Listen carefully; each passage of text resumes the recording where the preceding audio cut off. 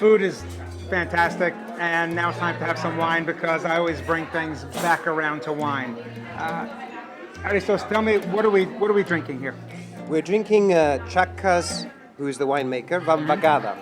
Vambagada is the vineyards are in Paphos, and Vambagada is essentially the Maratheftico grape varietal, Which is an ancient grape, right? It is, and I'll tell you a little bit about its history.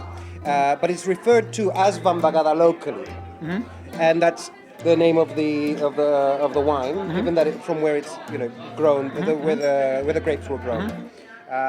It's a very interesting varietal. It's unique to Cyprus.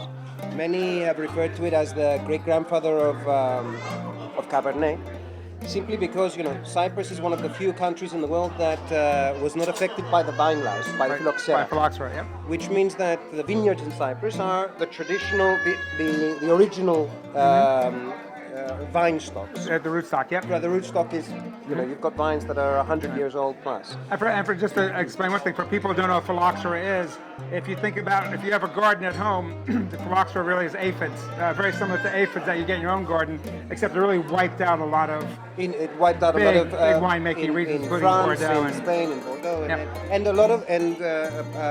apparently a lot of the replanting and the restocking in France were from vine clippings from Cyprus. Yep.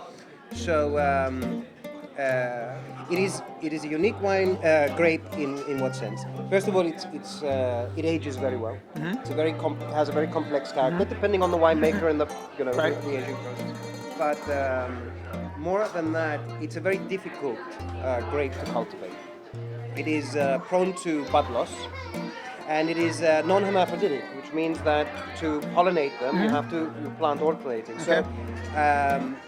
So while it's a very difficult wine and grape to cultivate, it produces phenomenal wines. A great deal of versatility. Yep. And there are about 15 native varietals in Cyprus, including whites and reds.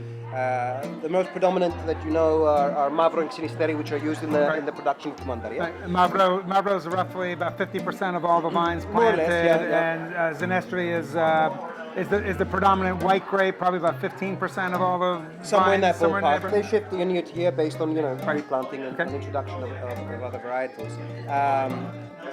Mavro itself, as a wine, it's usually used to blend, right?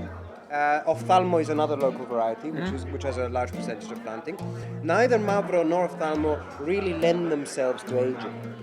But Maratheftico is the Cypriot wine that you could put next to a Cabernet Franc or a Cabernet Sauvignon which is very interesting because it's Mavro is the black grape, correct? So you would think that's a bigger, heftier grape.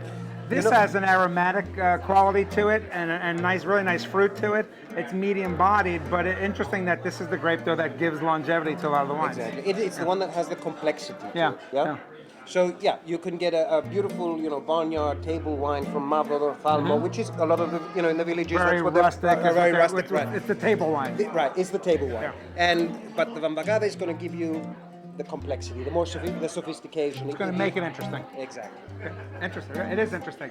So now we need to drink some.